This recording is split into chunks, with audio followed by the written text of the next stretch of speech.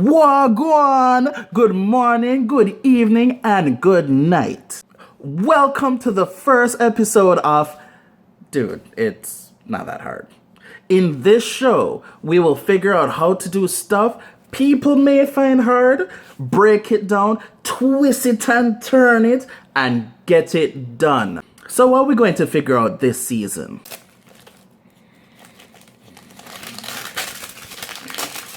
All right.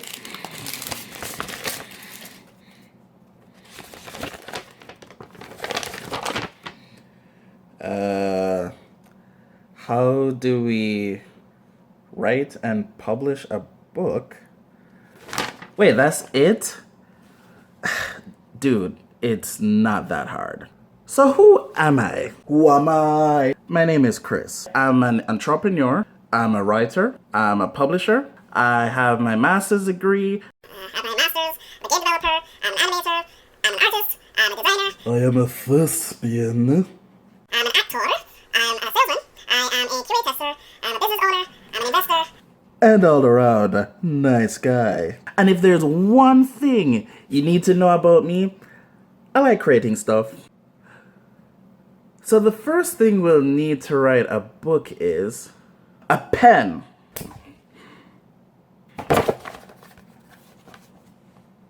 Book. Or a laptop. Why did I do that? A brain! And the world of imagination. So for our book, you need a story. What is a story? In a 3-act structure, you need a beginning, a middle, and an end. So the beginning is where we have our introduction, our setting, our characters, and our plot. So you may be asking, well, Chris, what's a story or a plot? Well, the difference between a story and a plot is a story deals with the what. The plot deals with the how. In my story, Journey of Cabo, the story is a man has his wife kidnapped by a demigod. And so he travels all across Africa in order to find her. He finds her, defeats the god. The plot, however, is that he travels all across Africa in order to get the seeds that give him magical powers in order to defeat this god. You want to make sure that your introduction sets the tone of your story. You want to make sure that it's either gripping if it's an action book, or if it's scary like a horror film. A strong introduction lets your reader know what they're in for. Your introduction can be anything. You can go biblical, in the beginning, or you can go classic. It was a dark and stormy night. Or, for example, like in my book, Journey of Cabo, power is a hunger all men possess that can never be satisfied. A feast dined at death's table. Ooh, isn't that chilling? Next, you'll need to establish your setting. Where does this story take place? It can be anywhere. It could be your bedroom. It could be across the galaxy. It could be Niagara Falls. It could be Africa. It could even be inside your brain. A cool setting will have your reader wanting to go anywhere with you. Now, your story is going to need some characters. And luckily, a character can also be anything or anybody. It could be a super brave woman warrior chick, or a super shy and scared boy all the time. It can be a tree. It can be a shrub that talks. It could be a little bird. It could be someone across all the spectrum of time and space. The important thing is to make them as interesting as possible and not limit yourself to your own imagination. Make sure to get out of your comfort zone when you're making your character, because then your reader will be interested with you. Now, it's important to note that you don't need all your characters or all of your settings in the introduction. You just want to make sure that you have some of the more important settings and the more important characters at the beginning so that people know exactly what they're getting into. Now, after the introduction is our middle, and that is usually where the majority of the story takes place. Now, this is where you want to fill up the story with your most plot. The A to B, how did the hero escape, or how did they fall in love? Romeo, Romeo, I love you so much, Romeo. Dang it, woman, I know it. In the book Julie's Puppies, we learn about Julie.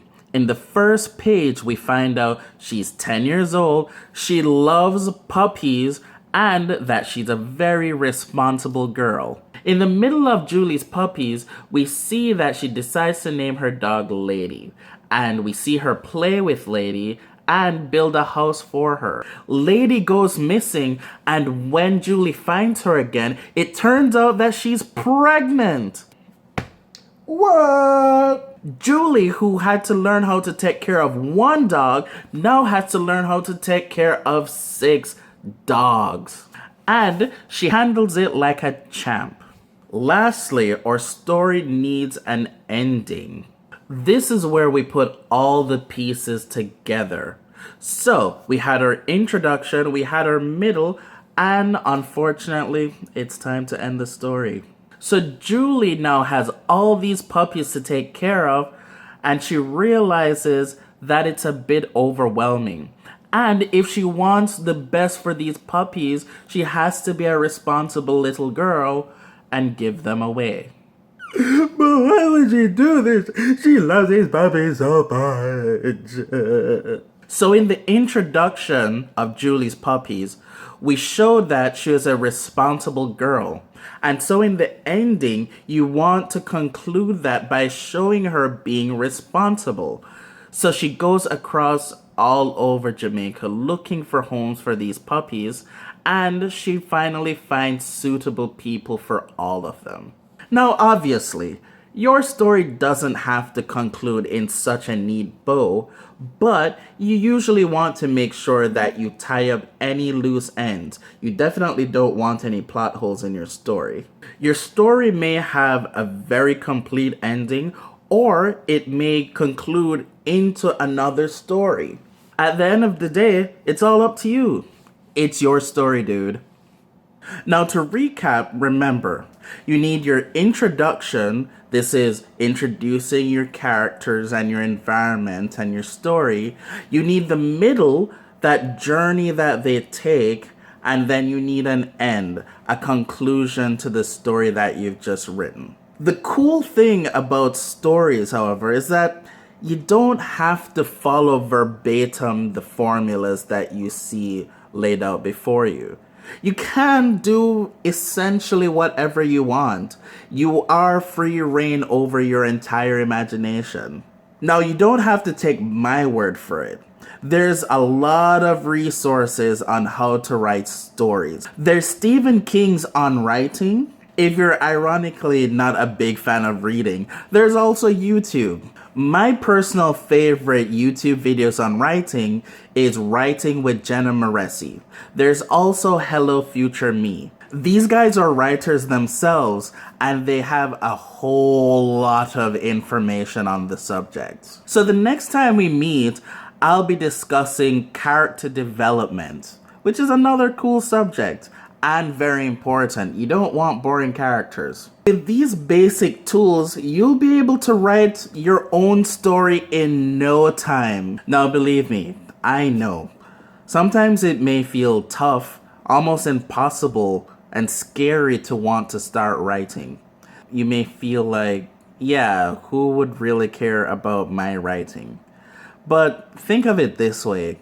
How many people would read your writing if you didn't write it? 0. So at the end of the day, you might as well write, because you never know who you may be impacting, who you may be inspiring with your words. At the end of the day, your words matter. And I hope one day that I'll get to read them. Remember, I believe in you. and I'll see you in the next episode.